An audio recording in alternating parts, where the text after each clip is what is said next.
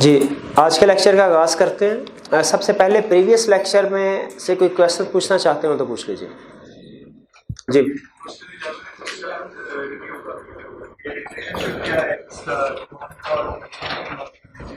Demand का और हाँ जी बिल्कुल, जो law of diminishing marginal utility वाला कंसेप्ट है, ये याद रखिए, हमने आगे चल के भी पढ़ना है। चैप्टर 4 में पढ़ेंगे हम इसको डिटेल में, तो ये आपको वहाँ पे समझ में आएगा। क्वेश्चन नंबर कौन सा बताया आपने? 10।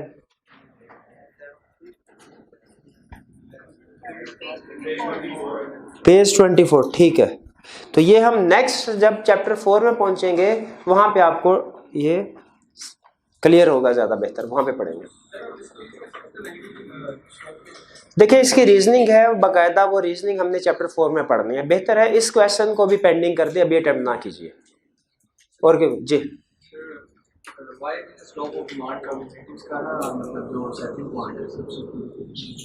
Substitution effect. देखिए, जो लॉ ऑफ डिमांड है, इसलिए मैं बताता है कि डिमांड कर्व का स्लोप इनवर्स है, नेगेटिव है। इसके 3 रीजन हमने पढ़े: इनकम इफेक्ट, सब्स्टिट्यूशन इफेक्ट और law of diminishing marginal utility. Income effect ये बताता है जब किसी भी चीज की प्राइस कम होती है तो लोगों की परचेजिंग पावर ज्यादा हो जाती है, रियल इनकम ज्यादा हो जाती है, इस वजह से वो उसको ज्यादा खरीदते हैं। ये तो इनकम इफेक्ट हो गया। सब्स्टिट्यूशन इफेक्ट ये बताता है कि मार्केट में अगर दो एक जैसी चीजें हैं, क्लोज सब्स्टिट्यूट है एक दूसरे का, उनमें से एक की प्राइस कम होती है, तो जब दूसरी जिसकी प्राइस अब कंपैरेटिवली ज्यादा है, दूसरी प्रोडक्ट के कंज्यूमर ये सोचते हैं कि यार दोनों प्रोडक्ट्स हैं तो तकरीबन एक जैसी, अब एक की कीमत ज्यादा है और एक दूसरे की कीमत कम है, तो वो क्या करते हैं, फिर वो शिफ्ट कर जाते हैं, सब्स्टिट्यूट कर जाते हैं चीपर गुड की तरफ। कंज्यूमर की साइकी है कि अगर दो चीजें उसके सामने एक जैसी होंगी तो जिसकी प्राइस कम होगी वो उसको सेलेक्ट करेगा। तो ये सब्स्टिट्यूशन इफेक्ट है, यानी शिफ्ट कर देना, सब्स्टिट्यूट कर देना एक चीज को दूसरी चीज से। गिवन गुड ऐसी, कल मेरा भाई क्लास में नहीं थे, ये अगर छुट्टी किया करें या लेट आया करें तो फिर वो मैं एक्सप्लेन कर देता हूं। अच्छा चलिए, गिवन गुड्स ऐसी गुड्स हैं कि जिन गुड्स की प्राइस इंक्रीज होने से उनकी डिमांड इंक्रीज हो जाती है। हालांकि नॉर्मली रूल हमारा क्या है कि किसी चीज की प्राइस इंक्रीज होने से उसकी डिमांड डिक्रीज हो जानी चाहिए, ठीक है। लेकिन गिवन गुड्स के केस में प्राइस इंक्रीज होने से डिमांड इंक्रीज हो जाती है, इसलिए हर वो चीज जिसकी प्राइस इंक्रीज होने से डिमांड इंक्रीज हो जाए हम उसे कहते हैं ये गिवन गुड है। कल मैंने आपको छोटी सी न्यूमेरिकल एग्जांपल से एक्सप्लेन करने की कोशिश की थी कि कैसे ऐसा पॉसिबल है कि एक चीज की प्राइस इंक्रीज हो जाए तो उसकी डिमांड भी इंक्रीज हो जाती है। सिंपल रूल याद रखिए, प्राइस इंक्रीज होने से अगर डिमांड भी इंक्रीज हो जाए गिवन गुड है जी। ये आपने जो बात है कि अगर किसी जो बायर है वो कम प्राइस कहता है, जो सेलर है वो ज्यादा प्राइस कहता है, तो उसके बाद बीच में नेगोशिएट करके। बिल्कुल, हाँ जी। तो इसका क्या मतलब है, अगर बायर जो है वो डिमांड क्रिएट कर रहा है, सेलर सप्लाई क्रिएट कर रहा है, बायर चाहता है कम से कम प्राइस, सेलर चाहता है ज्यादा से ज्यादा प्राइस, दोनों की निगोशिएशन से वो किसी एक म्यूचुअल प्राइस पे एग्री हो जाते हैं। इसको मुझे क्या कहना चाहिए, पहले क्या मैं इसको ये कहूं कि प्राइस डिसाइड हुई है ना डिमांड की वजह से ना सप्लाई की वजह से, या ये कहूं प्राइस डिटरमिन हुई है डिमांड और सप्लाई दोनों की वजह से? क्या कहना चाहिए, दोनों की वजह से। कुछ पार्टिसिपेशन डिमांड की है, कुछ पार्टिसिपेशन सप्लाई की है, दोनों के इंटरेक्शन से प्राइस डिसाइड हुई। इसे लॉ ऑफ डिमांड में भी हम पढ़ेंगे, it helps in determining price. Law of supply में भी पढ़ेंगे, it helps in determining price. इसका यह मतलब नहीं है कि सिर्फ यही सिंगल फैक्टर है जो प्राइस डिटरमिन कर रहा है, नहीं, कह रहे ये भी एक फैक्टर है। और दूसरा फैक्टर कौन सा होगा, सप्लाई। जब लॉ ऑफ सप्लाई पढ़ेंगे उसकी प्रैक्टिकल इंपोर्टेंस में जाके देखिएगा, वहां पे भी यही लिखा होगा कि it helps in determination of price of good जी। और की क्वेश्चन जी मेरे भाई? Question 8 page 21।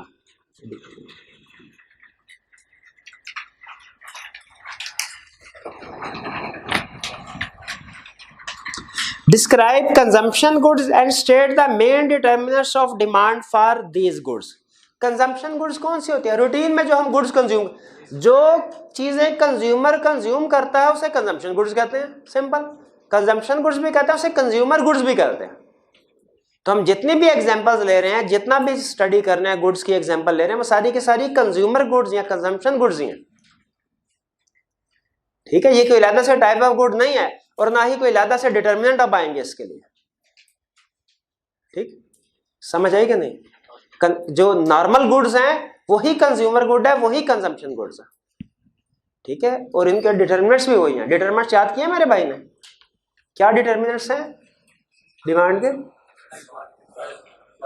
प्राइस, हाँ प्राइस मेन डिटर्मिनेंट है, उसके बाद दूसरे। बिल्कुल ठीक, ठीक, शाबाश। और की क्वेश्चन? कोई क्वेश्चन है? आज के लेक्चर की तरफ चलें। अच्छा देखें, याद अभी करने हैं या नहीं कर रहे, ये इतना अहम नहीं है मेरे लिए। मुझे ये बताए कंसेप्ट समझ आ रहा है कि नहीं आ रहा? हम एक एक कंसेप्ट जो पढ़ते हैं आपको समझ आना चाहिए, ज़हन में रखिए। कंसेप्चुअल क्लैरिटी होगी तो फिर आईकैप के पेपर अटेम्प्ट हो सकता है। ये वो स्टाइल नहीं है कि जी आप रटे लगा लेंगे एंड इसके 15-20 नंबर का क्वेश्चन आएगा, छाप देंगे, पास हो जाएंगे। नहीं, आईकैप एक एक कंसेप्ट में से एक एक नंबर का क्वेश्चन भी पूछ सकता है। एमसीक्यूज इसी चीज के लिए बनाए गए हैं ताकि हम जो मुश्किल चीज है उसको एक नंबर के लिए टेस्ट कर लें। तो हमारे लिए हर कंसेप्ट अहम है और कंसेप्चुअली अंडरस्टैंडिंग होना ज्यादा अहम है। हाँ, बाद में ये बात नहीं है कि रट्टा नहीं लगाना, रट्टा भी लगाना है, ठीक है, लेकिन रट्टा हम सिर्फ हेडिंग्स का लगाया करेंगे। हेडिंग्स के आगे एक्सप्लेनेशन का रट्टा हमने नहीं लगाना, ये ध्यान में रखिएगा। पूरी इकोनॉमिक्स में रट्टा लगेगा हमारा, लेकिन किस चीज का? हेडिंग्स का। सिर्फ हेडिंग्स के बाद आपने आगे कंसेप्ट अब डिस्क्राइब करना है अपने वर्ड्स में। पूरा पूरा सेंटेंस अगर याद करने की कोशिश करेंगे ना, रट्टा लगाने की कोशिश करेंगे, आपके लिए इकोनॉमिक्स बहुत मुश्किल हो जाएगी। खुद से इकोनॉमिक्स को मुश्किल बना लेंगे आप। ऐसे नहीं करना आपने, ठीक है। कंसेप्ट पिक करना है, हेडिंग याद करनी है। जहां कहीं पूछे हेडिंग लिखें, कंसेप्ट अपने अल्फाज में बताएं। क्लियर हो गया? सारे का सारा एक्सप्लेनेशन का रट्टा हमने कभी भी नहीं लगाना, कभी भी नहीं लगाना। समझ के पढ़ के समझ नहीं आ रही, मेरे से डिस्कस कीजिए, मैं इसीलिए हूं, ठीक है, कि वो आपको क्लियर करूं कंसेप्ट। आज का लेक्चर स्टार्ट करते हैं। सप्लाई हम पढ़ रहे हैं। अब सप्लाई में इससे पहले अगर आपने जो लॉ ऑफ डिमांड था वो अच्छे तरीके से पढ़ा हुआ है तो जहन में रखिए कि जो लॉ ऑफ सप्लाई है ये उसी का तस्वीर का दूसरा रुख है। ये कुछ भी नहीं है, उसका अपोजिट एस्पेक्ट है। जब हमने लॉ ऑफ डिमांड पढ़ा था, हमने बायर के पॉइंट ऑफ व्यू से बात की थी। अब देखिए, मार्केट में सिर्फ बायर तो नहीं है, मार्केट में सेलर भी है। आज हम लॉ ऑफ सप्लाई पढ़ने जा रहे हैं। लॉ ऑफ सप्लाई और लॉ ऑफ सप्लाई इसके बाद पढ़ेंगे। तो जब हम सप्लाई से रिलेटेड कंसेप्ट पढ़ेंगे, याद रखिए अब हमने सेलर बन जाना है। सेलर बन के, अब आपने बायर बन के नहीं सोचना, ठीक है। जब डिमांड और लॉ ऑफ डिमांड को पढ़ रहे थे, हमने बायर बन के सोचा था। अब जब सप्लाई और लॉ ऑफ सप्लाई को पढ़ेंगे तो हम सेलर बन के सोचेंगे। आज के लेक्चर में हमने सप्लाई एंड इट्स डिटरमिनेंट्स पढ़ेंगे। लॉ ऑफ सप्लाई आज नहीं पढ़ेंगे, लॉ ऑफ सप्लाई कल के लेक्चर में पढ़ेंगे। जिस तरह पहले लॉ ऑफ डिमांड में भी हमने यही किया था, पहले हमने डिमांड और उसके डिटरमिनेंट्स पढ़े थे। जब कंसेप्ट क्लियर हो गया हमें, फिर उसके बाद हम लॉ ऑफ डिमांड की तरफ गए। उसी तरह सप्लाई के टॉपिक में भी पहले हम सप्लाई एंड इट्स डिटरमिनेंट्स पढ़ेंगे, इसके बाद फिर हम लॉ ऑफ सप्लाई पढ़ेंगे। तो सबसे पहले स्टार्ट करते हैं। मुझे बताइए, जब डिमांड के कंसेप्ट पढ़े थे हमने, सबसे पहले डिमांड की डेफिनेशन क्या पढ़ी थी? Demand is the quantity of goods which buyers are willing to willing and able to buy at different price level. अब सप्लाई पढ़े, इसकी डेफिनेशन क्या होगी? Supply is the quantity of goods which sellers are willing and able to sell at different price level. जो sellers willing है sell करने के लिए, वो सप्लाई होगी। डिमांड को हमने एक्सप्लेन किया बायर के पॉइंट ऑफ व्यू से, सप्लाई को किसके पॉइंट ऑफ व्यू से एक्सप्लेन कर रहे हैं? सेलर के पॉइंट ऑफ व्यू से। सेलर्स या सप्लायर एक ही बात है, सेलर्स या सप्लायर्स एक ही बात। तो कह रहा है क्या मार्केट में सप्लाई हमेशा फिक्स होती है, कांस्टेंट होती है, या चेंज होती रहती है? वे चेंज होती रहती है। तो एज इकोनॉमिस्ट क्या हमें पता होना चाहिए कि वो कौन सी रीजंस है जिनकी वजह से सप्लाई चेंज हो रही है? बिल्कुल, वो फैक्टर्स, वो रीजन जिनकी वजह से सप्लाई चेंज हो रही है, उन्हें क्या कहते हैं? Determinants of supply. Determinants of supply. अब वन बाय वन हम जिस तरह हम डिमांड के डिटर्मिनेंट्स पढ़े थे, उसी तरह सप्लाई के डिटर्मिनेंट्स पढ़ते हैं। सबसे पहला डिटर्मिनेंट कौन सा है हमारा? Price of the product. अब देखिए, अगर डिमांड का कंसेप्ट क्लियर है, सप्लाई का खुद बता देंगे। बताइए, की डिटर्मिनेंट, प्राइमरी डिटर्मिनेंट है प्राइस ऑफ द प्रोडक्ट। सिर्फ प्राइस नहीं मैंने लिखा, प्राइस ऑफ द प्रोडक्ट लिखा, यानी जिस प्रोडक्ट का रहे हैं उसकी प्राइस। तो मुझे बताइए, if price of A product increases it's quantity supplied increases. क्योंकि अब हमने सेलर बन के सोचना है, बायर बन के नहीं सोचना। सेलर क्या चाहता है? प्राइस ज्यादा से ज्यादा मिले। किसी चीज के प्राइस जितनी ज्यादा होगी वो उतनी ज्यादा सप्लाई करेगा, कहेगा अच्छा है ज्यादा प्राइस पे चीजें बिकेगी, मुझे ज्यादा मुनाफा होगा, इसका प्रॉफिट मार्जिन जो बढ़ता है। If price of a good increases it's quantity supplied increases, if price of a good decreases it's quantity supplied decreases. वही कंसेप्ट तकरीबन उसी स्टाइल में हमने एक्सप्लेन किया जिस स्टाइल में हमने डिमांड को एक्सप्लेन किया था। तो ये पहला डिटर्मिनेंट समझ आता है। आगे चलते हैं। फिर है availability and quality of factors of production. Factors of production को इनपुट भी कहते हैं, फैक्टर ऑफ प्रोडक्शन को इनपुट भी कहते हैं। आपने शायद कभी कोई केमिस्ट्री वगैरह साइंस पढ़ी हो तो उसमें एक कंसेप्ट हुआ करता था, एक जगह पे सिखाते थे कि पूरी दुनिया जो है वो 4 अनासिर से मिलके बनी है। पता नहीं क्या होता था, हवा, पानी, मिट्टी, आग भी होते हैं, हाँ चले ये जो भी थे वेक्टर्स। इकोनॉमिस्ट क्या कहते हैं? कहते हैं इकोनॉमिस्ट भी यही कहते हैं पूरी दुनिया 4 चीजों से मिलके बनी है, लेकिन वो 4 चीजें ये नहीं है। वो कहते हैं वो 4 चीजें कौन सी है? लैंड, लेबर, कैपिटल, एंटरप्रेन्योर या एंटरप्राइज। इनको हम कहते हैं फैक्टर्स ऑफ प्रोडक्शन। इन चीजों से मिलके बाकी की चीजें बनती हैं। ये हमारे किसी जैसे प्रोसेस होता है प्रोडक्शन का, उसमें कुछ चीजें हम इनपुट करते हैं और फिर कुछ चीजें आउटपुट होती हैं। वो कहते हैं जो जितनी भी आउटपुट है ना सारी दुनिया में जितनी भी चीजें बनी हैं, इन सब के इनपुट में 4 चीजें होती हैं। 4 चीजों से मिलके बनती है बाकी सारी चीजें, लैंड से, लेबर से, कैपिटल से, एंटरप्राइज। इसको हम कहते हैं फैक्टर्स ऑफ प्रोडक्शन या इसको कहते हैं इनपुट। और इनसे मिलके जो चीजें बनती हैं उनको कहते हैं आउटपुट या उनको कहते हैं प्रोडक्शन। तो फैक्टर ऑफ प्रोडक्शन या इनपुट और चीज है, प्रोडक्शन या आउटपुट और चीज है। दोनों में फर्क समझ आया? फैक्टर ऑफ प्रोडक्शन में कितने फैक्टर ऑफ प्रोडक्शन होते हैं इकोनॉमिक्स में?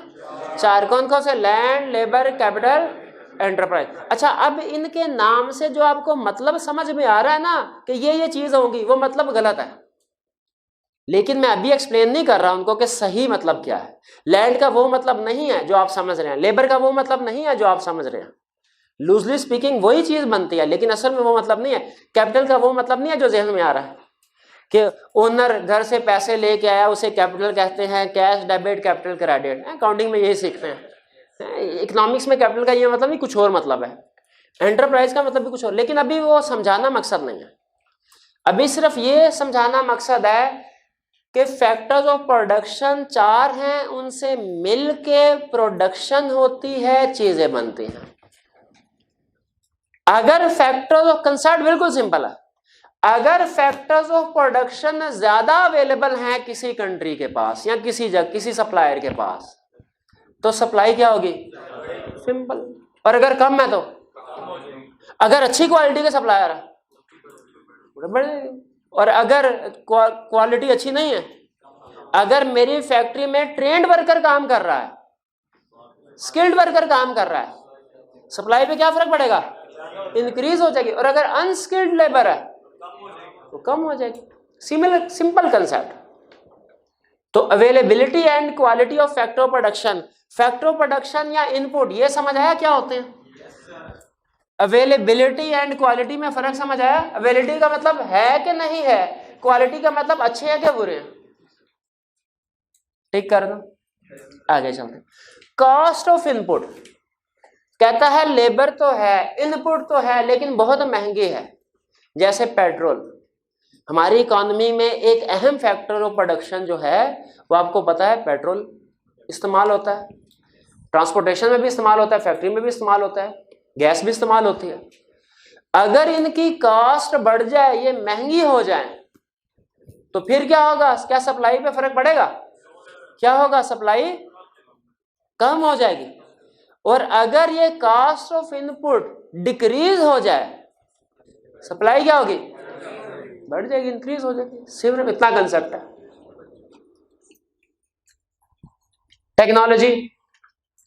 टेक्नोलॉजी, अगर मैं पेंटियम 2 पे काम कर रहा हूं और कोर i7 पे काम कर रहा हूं, दोनों सूरतों में मेरी प्रोडक्टिविटी, मेरी परफॉर्मेंस, मेरी स्पीड एक जैसी होगी या फर्क होगी? फर्क होगी। उधर एक डाउनलोड करनी है फाइल 1 घंटा लग जाएगा, ये 4G लगाया 1 सेकंड में हो जाएगी डाउनलोड।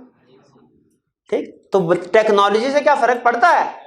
मुझे बताइए, आज से 150-200 साल पहले फैक्ट्रीज में मजदूर काम करते थे हाथों से, तब भी कुछ ना कुछ यह प्रोड्यूस होते थे। आज हैवी मशीनरी यूज की जाती है। बताइए कब प्रोडक्शन ज्यादा हुआ करते थे दुनिया में? आज ज्यादा है, बिल्कुल। इससे पहले मैन्युअली, जब टेक्नोलॉजी नहीं थी, जब मशीनरी इजाद नहीं हुई थी, तब प्रोडक्शन बहुत कम थे। नहीं, आप 200 साल पहले थे तो इतने यकीन के साथ कैसे कह रहे हैं आप कि ऐसे ही है? हो सकता है ऐसे ना हो। अच्छा चलें, ठीक है, बड़े भाई ने बताया आपको, ठीक है, चलें, मेहरबानी आप। तो टेक्नोलॉजी इंप्रूव होने से, अपडेट होने से, नई मशीनरी आने से प्रोडक्टिविटी क्या होती है? बढ़ जाते हैं। आगे चलते हैं हम। Indirect taxes and subsidies on product.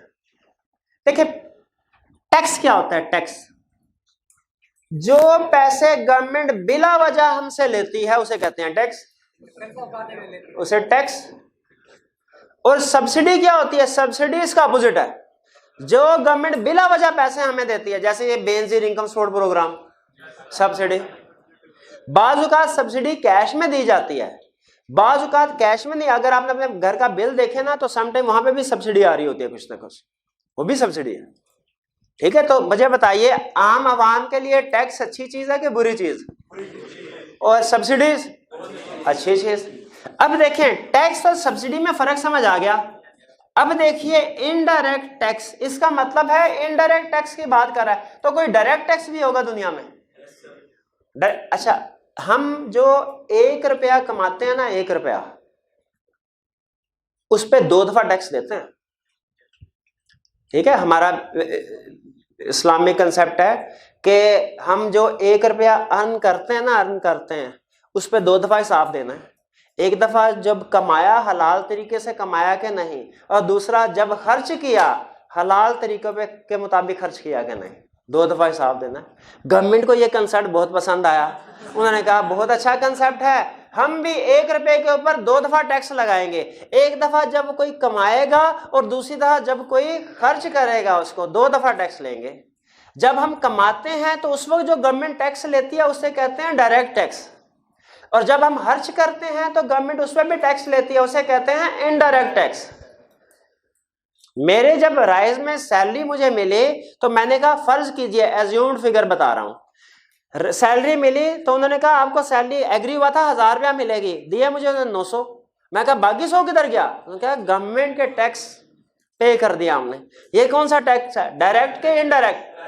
Direct. मैंने कहा अच्छा, 900 रुपया लेने के लिए बाजार गया, 900 रुपया लेके बाजार गया अपने कपड़े शर्ट खरीदने के लिए, कपड़े खरीदे तो उसके ऊपर कीमत लिखी हुई थी 500 रुपये प्लस 100 रुपया सेल टैक्स। अब ये कौन सा टैक्स है? Indirect tax. डायरेक्ट टैक्स के बारे में कहा जाता है कि यह है tax on income, indirect tax के बारे में कहा जाता है यह है टैक्स ऑन एक्सपेंडिचर। दोनों में फर्क समझ आ गया? चलें कोई बात नहीं भी समझ आए परेशान नहीं होना, आगे चल के दोबारा एक्सप्लेन करूंगा इंशाल्लाह। यहाँ पे कौन सा टैक्स है?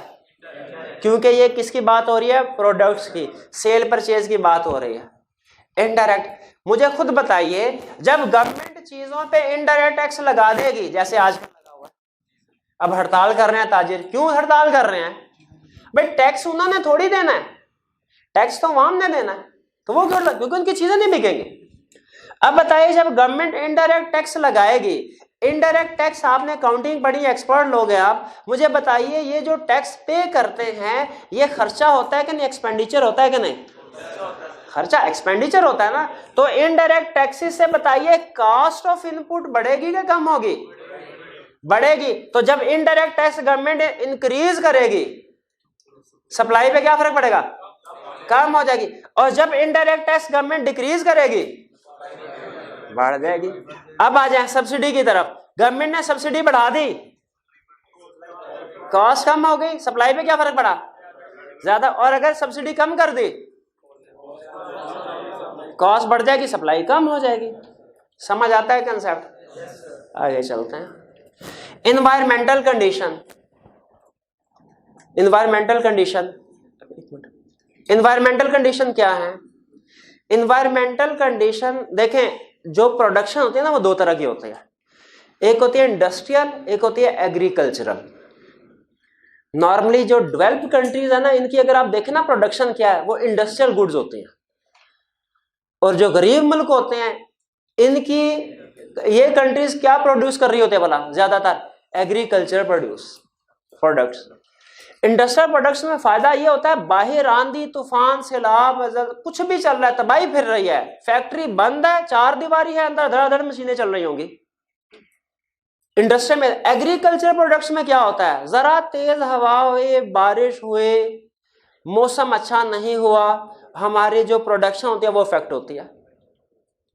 आप देखते हो कहीं बारिश हो जाए, हम लोग तो इधर वो अखबार वो चैनल पे खबरें लग जाती है, अच्छा मौसम से घोड़े हो चल रहे होते हैं। अगर आप इधर जाए बाहर, किसानों की तरफ वो बैठे रो रहे होते हैं उधर कि हमारी फसल, तैयार फसल है, वो सारी खराब हो गई।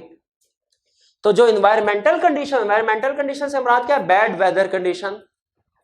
अगर तो मौसम अच्छा हो जाए, प्रोडक्शन ज्यादा हो जाएगी, और अगर वेदर कंडीशन एडवर्स हो जाए तो वो कोई प्रोडक्शन नहीं होगी।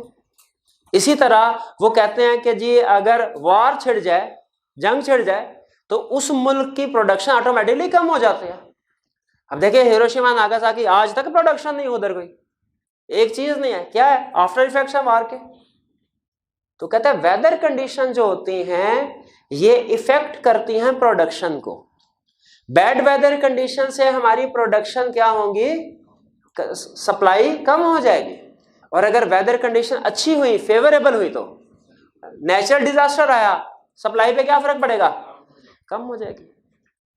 जानवरों में कोई बीमारी आ गई, ठीक है, बाद कहते हैं ना जानवर बीमारी फैल जाती है, जैसे वो बर्ड फ्लू था एक दफा, ठीक है, वो सारी जो मुर्गियां थी वो मर गई, सारी तो नहीं, कुछ थोड़ी बच भी गई। बहरहाल सप्लाई रिड्यूस हो जाते हैं। इन्वायरमेंटल कंडीशन, ये समझ आई बात क्या? अब सुने वही कंसेप्ट जिसने हमें थोड़ा सा डिस्टर्ब किया था डिमांड में। कौन सा? कंप्लीमेंट और सब्स्टिट्यूट। भाई कंप्लीमेंट गुड्स कौन सी होती हैं? जो इकट्ठे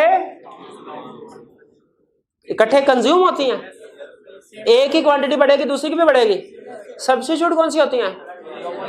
अपोजिट डायरेक्शन में जाते हैं, एक की सप्लाई बढ़ेगी दूसरी की कम होगी। अब अटेंटिव होके सुनना है, टेक्निकल कंसेप्ट है, जरा तो वजह इधर से उधर गई, कंसेप्ट हाथ नहीं आएगा। प्राइस कंसेप्ट क्या है? Price of complement in production, substitute in production. इसका मतलब है अगर कंप्लीमेंट इन कंजम्पशन और गुड की बात कर रहा है, कंप्लीमेंट इन प्रोडक्शन और गुड की बात कर रहा है, सब्स्टिट्यूट इन कंजम्पशन और गुड है, सब्स्टिट्यूट इन प्रोडक्शन और गुड है।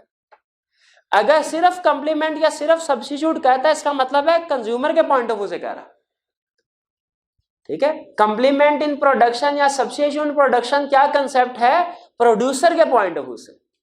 सिर्फ कंप्लीमेंट, सिर्फ सब्स्टिट्यूट गुड क्या कंसेप्ट है? कंज्यूमर के पॉइंट ऑफ व्यू से। तो जहन में रखिए हम क्या पढ़ने जा रहे हैं? Complement in production. ये कंप्लीमेंट गुड नहीं है, कंप्लीमेंट इन प्रोडक्शन है, यानी ये सप्लाई के पॉइंट ऑफ व्यू से, सेलर के पॉइंट ऑफ व्यू से। और सब्स्टिट्यूट इन प्रोडक्शन कौन सी है? जो कि सब्स्टिट्यूट इन प्रोडक्शन भी सेलर के पॉइंट ऑफ व्यू से। मेरे भाई प्रोडक्शन, प्रोड्यूस, सप्लाई लिखा हुआ है, चीख चीख के कह रहा है मेरा कंज्यूमर से ताल्लुक नहीं है, मेरा प्रोडक्शन से, सेलर से, सप्लायर से ताल्लुक है। आगे चलते हैं, फिर आगे चल, ये कंप्लीमेंट प्रोडक्शन होता है। अच्छा याद रखिए, सब्स्टिट्यूट गुड में एक गुड एक फर्म की होती थी, दूसरी गुड दूसरी फर्म की होती थी। कंप्लीमेंट गुड में भी एक गुड एक फर्म की, दूसरी गुड दूसरी की होती थी। यहां पे कंप्लीमेंट इन प्रोडक्शन और सब्स्टिट्यूट इन प्रोडक्शन दोनों एक ही फर्म के हैं। फर्क क्या है? कहता है कंप्लीमेंट इन प्रोडक्शन ऐसी गुड्स हैं, ऐसी प्रोडक्ट्स हैं which are produce together in the same production process. एक ही प्रोडक्शन प्रोसेस से जो दो चीजें प्रोड्यूस हो उन्हें क्या कहेंगे? Complement in production. जैसे हमारी ताईजान थे, वो सुबह सुबह लस्सी बनाते थे, तो बनाती लस्सी थी, उसमें से मक्खन मुफ्त में से निकल आता था। ठीक है, वो आप देखते हैं, ये क्या एग्जांपल है? Complement in production. एक ही प्रोसेस ऑफ प्रोडक्शन है, उससे एक चीज भी प्रोड्यूस हो रही है, दूसरी चीज भी प्रोड्यूस हो रही है। दूसरी एग्जांपल उसने कहा बीफ एंड लेदर, दोनों कहां से प्रोड्यूस होती हैं? काऊ से, गाय से, दोनों चीजें। ठीक है, बीफ भी मिल जाए, गाय पाले बीफ भी मिलेगा और लेदर भी मिलेगा। गधे पाल लें, उनकी खाल जो है वो कॉस्मेटिक्स में काम आएगी। Complement in production. ठीक है, कंप्लीमेंट इन प्रोडक्शन, ये कंसेप्ट समझ आ गया। एक ही प्रोसेस ऑफ प्रोडक्शन से चीजें प्रोड्यूस होती हैं। Substitute in production, substitute in production कौन सी है? कहता है ये वो चीजें हैं जो एक फर्म प्रोड्यूस एक ही फर्म करती है एज अल्टरनेटिव, यानी दोनों चीजें इकट्ठी प्रोड्यूस नहीं होंगी, एक चीज प्रोड्यूस होगी या दूसरी चीज प्रोड्यूस होगी। एक ही क्वांटिटी बढ़ाएंगे, दूसरे की कम होगी। एज अल्टरनेटिव का मतलब ये है। ठीक है, एज अल्टरनेटिव का मतलब, एग्जांपल समझे, हम पेप्सी की कंपनी में एनालिसिस कर रहे हैं प्रोडक्शन का। क्या मुझे बताइए, पेप्सी वाले सिर्फ एक ही प्रोडक्ट बनाते हैं? वो बोतल भी बनाते हैं, वो फॉर एग्जाम्पल लेस भी, और भी एग्जाम्पल है, फिलहाल यही दो एग्जाम्पल लेते हैं। बोतल भी बना रहे हैं, लेस भी बना रहे हैं। हमारे कुछ वर्कर कुछ मशीनरी बोतलें वाली फैक्ट्री पे है, कुछ वर्कर कुछ मशीनरी लेस वाली फैक्ट्री पे है। अगर हम डिसाइड करते हैं कि यार जो बोतल वाली फैक्ट्री है ना, इसकी प्रोडक्शन बढ़ा दें, क्या करना पड़ेगा? लेज वाले से इधर शिफ्ट करना पड़ेगा रिसोर्सेज, फैक्टर ऑफ प्रोडक्शन लेज इधर से। अब देखें, कंपनी एज अल्टरनेटिव दोनों को प्रोड्यूस कर रही है, या तो ये प्रोड्यूस कर रही है, वो कर रही है। अगर एक को बढ़ाती है, दूसरे की प्रोडक्शन कम हो जाती है। दूसरे को बढ़ाती है, लेज को बढ़ाएंगे तो पेप्सी से वर्कर निकालने पड़ेंगे। तो ये दोनों इकट्ठे नहीं जा रहे, ये अपोजिट जा रहे। ये क्या है? लेकिन ये प्रोड्यूसर के पॉइंट ऑफ व्यू से कंसेप्ट समझा रहा हूं। तो ये कौन सी गुड्स हैं? Substitute in production. और जो बीफ और लेदर वाली एग्जांपल थी, कंप्लीमेंट। क्योंकि को अगर पालेंगे आप, गाय पालेंगे अगर बीफ के लिए, तो ऑटोमेटिकली लेदर जो है वो भी इंक्रीज होगा। कंसेप्ट समझ आता है? अब आते हैं मेन फैक्टर्स की तरफ। Price of complement in production. मुझे बताइए, बीफ की प्राइस इंक्रीज हुई, लेदर की सप्लाई पे फर्क पड़ेगा? बीफ की प्राइस बढ़ेगी तो लेदर की सप्लाई पे क्या फर्क पड़ेगा? देखिए मैं तरतीब, आप वही जंप लगा रहे हैं, मैं तरतीब से चलता हूं। बीफ की प्राइस बढ़ेगी, गाय को ज्यादा पालेंगे, प्रोडक्शन ज्यादा होगी, बीफ की प्रोडक्शन ज्यादा होगी। बीफ की प्राइस बढ़ी, बीफ की प्रोडक्शन ज्यादा होगी, ये तो लॉ ऑफ सप्लाई हो गया, डिटर्मिनेंट। अच्छा, बीफ की प्राइस बढ़ेगी, बीफ की सप्लाई बढ़ी, लेकिन साथ ही साथ जो है वो गाय जब उसमें से गोश्त निकलेगा, खाल भी तो निकलेगी। ठीक है, तो लेदर की सप्लाई भी इंक्रीज हो जाएगी। इसका मतलब है कंप्लीमेंट इन प्रोडक्शन के केस में अगर एक चीज की प्राइस बढ़े तो दूसरी गुड की सप्लाई बढ़ जाती है। यहां तक बात समझ आती है? सब्स्टिट्यूट इन प्रोडक्शन, पेप्सी और लेस की एग्जांपल ध्यान में रखनी है। पेप्सी की प्राइस बढ़ गई, सब्स्टिट्यूट इन प्रोडक्शन यानी लेस की सप्लाई पे क्या फर्क पड़ेगा? क्यों कम होगी भला? क्योंकि लेबर शिफ्ट करके उधर लेके जाना पड़ेगी। ठीक है, समझ आ रहा है दोनों का फैक्ट? अच्छा बताइए, सब्स्टिट्यूट और कंप्लीमेंट गुड्स, ये ज्यादा मुश्किल कंसेप्ट था कि सब्स्टिट्यूट इन प्रोडक्शन और कंप्लीमेंट इन प्रोडक्शन। जी अच्छा, चलें, दोनों आसान थे। शाबाश, आप बहुत तरक्की करेंगे प्रोफेशन में जाकर। लिख लिया, price of complement in production, price of substitute, clear हो गया। आगे चल, number of sellers in market. भाई ये क्या एक्सप्लेन करना, क्या कहना चाह रहा है इसमें भला? Number of sellers in market, seller ज्यादा होंगे तो क्या होगा? सप्लाई ज्यादा होगी कि कम होगी? भाई फैक्ट्री ज्यादा खुलेगी तो ज्यादा सप्लाई होगी। पाकिस्तान से सारा जो एक्सपोर्टर है वो उठ के बांग्लादेश चला गया, बताइए पाकिस्तान की सप्लाई पे क्या फर्क पड़ा और बांग्लादेश की सप्लाई पे क्या फर्क पड़ा, बढ़ गए। Simple concept. एंड पे टाइम एंड सप्लाई, ये जरा सुन लीजिए टाइम एंड सप्लाई क्या है। सिर्फ फैक्टर नहीं बताना, टाइम का कंसेप्ट समझाना चाह रहा हूं।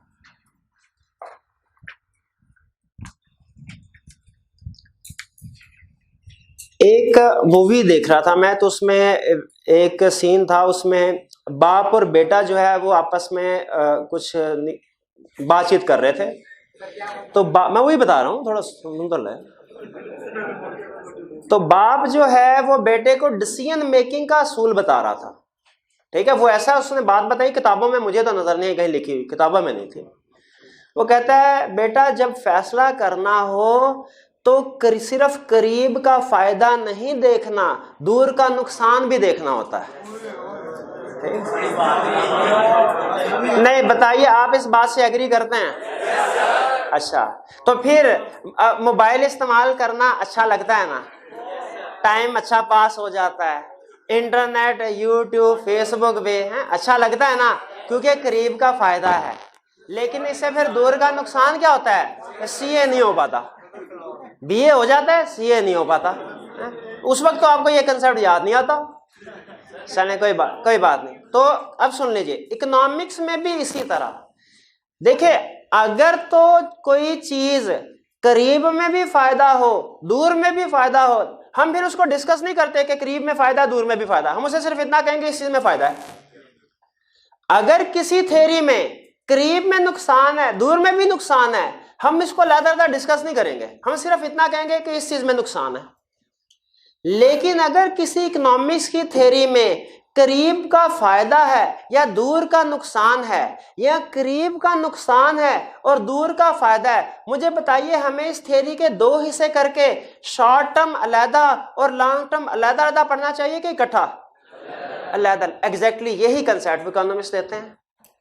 इकोनॉमिक्स में कुछ थ्योरीज आपको ऐसी मिलेंगी जिनमें शॉर्ट टर्म में वो कहेगा कि कंसेप्ट कुछ और है, लॉन्ग टर्म में कहेगा कंसेप्ट कुछ और है। तो हमने पढ़ते हुए, कंसेप्ट को पढ़ते हुए सीखते हुए ये फिर जहन में रखना है कि हम शॉर्ट टर्म की बात कर रहे हैं कि लॉन्ग टर्म की बात कर रहे हैं, वरना आपको पता है कंसेप्ट गलत हो जाएगा। ये ना शॉर्ट टर्म में फायदा हो लॉन्ग टर्म में नुकसान, हम अपोजिट कर दें। तो उसी तरह टाइम हमारी बहुत सी इकोनॉमिक्स की थ्योरी में आएगा और दो तरह से आएगा, सम टाइम कहेगा शॉर्ट टर्म, सम टाइम कहेगा लॉन्ग टर्म। शॉर्ट रन और लॉन्ग टर्म की टर्म यूज होती है, शॉर्ट रन और लॉन्ग रन। मुझे बताइए कि अगर महकमा मौसम, या दो ऑप्शन बता रहा हूं, आपने बताना है कि शॉर्ट रन कौन सी है और लॉन्ग रन कौन सी है।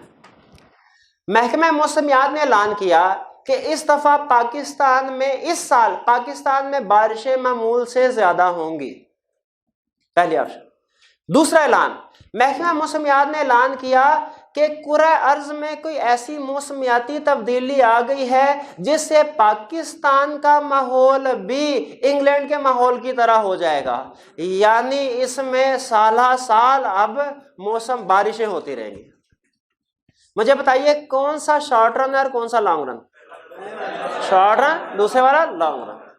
अब देखें, हम एक ऐसी फैक्ट्री में बैठते हैं जो अम्ब्रेला छतरियां बनाती हैं। अब ये दोनों सिचुएशन में हमारा डिसीजन कैसे इफेक्ट होगा, ज़हन में रखिएगा। शॉर्ट रन में कुछ हो होगा, लॉन्ग रन में कुछ और होगा। शॉर्ट रन में ऐलान हुआ इस साल बारिशें मामूल से ज्यादा होंगी, हम अपने फैक्टर्स को, हम अपने लेबर वर्कर्स को कहेंगे भैया इस दफा तुम लोगों ने ओवर टाइम लगाना है, ठीक है, इस दफा तो हर रोज तुम 8 घंटे काम करते हो, इस दफा 12-12 घंटे काम करना है। ये सीजन है, 3 महीने का सीजन है, हमारा निकलवा दो, प्रोडक्शन अच्छी हो जाएगी, तुम लोगों को एक्स्ट्रा पेमेंट कर देंगे। एग्जिस्टिंग रिसोर्सेज को ज्यादा इस्तेमाल करके सप्लाई बढ़ा रहे हैं।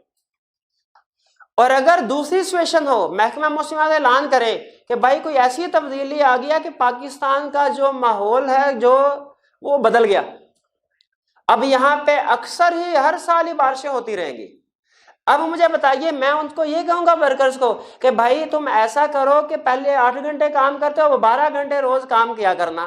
वो कहें सर 2-4 महीने तो चले औखा सौखा होके हम काम कर लेंगे, जब ये है ही साल का काम, हम 50 साल तक थोड़ी ये कर सकते हैं। इसके लिए फिर क्या करना पड़ेगा हमें? इसके लिए हमें एग्जिस्टिंग रिसोर्सेज को ज्यादा यूज नहीं करना, बल्कि एक्स्ट्रा फैक्ट्री लगाना पड़ेगी, एक्स्ट्रा लेबर को हायर करना पड़ेगा, एक्स्ट्रा मशीनरी खरीदना पड़ेगी। 2-4 महीने के लिए तो आप अपनी मशीनरी को ज्यादा ओवर यूटिलाइज कर सकते हैं। कंटिन्यूसली करेंगे उसकी तो सारा मशीनरी बैठ जाएगी, इंजन बंद हो जाएगा उसका, जैसे गाड़ी का होता है। तो बताइए क्या शॉर्ट रन और लॉन्ग रन, ये कंसेप्ट समझ आया आपको? और कैसे शॉर्ट रन और लॉन्ग रन की वजह से हमारे डिसीजन इफेक्ट होते हैं। तो जहन में रखिएगा, आगे चल के भी इकोनॉमिक्स में बहुत जगहों पे आएगा शॉर्ट रन और लॉन्ग रन, दोनों में कंसेप्ट अगर फर्क है तो हमने उस कंसेप्ट को फर्क के साथ ही पढ़ना। यहां तक समझ आ गई बात? चलिए, आज के लेक्चर में यही तक था। अब आपके पास टाइम है 5 मिनट, रीडिंग कर लीजिए लर्निंग ऑब्जेक्टिव 4 की। इसमें एक कंसेप्ट है रिजर्व प्राइस वाला, वो अभी नहीं पढ़ना हमने, वो आज के लेक्चर में नहीं पढ़ना, इंशाल्लाह कल एक्सप्लेन करूंगा। आज रिजर्व प्राइस के अलावा आपने बाकी रीडिंग कर लीजिए। लेक्चर खत्म आज का यहाँ पे।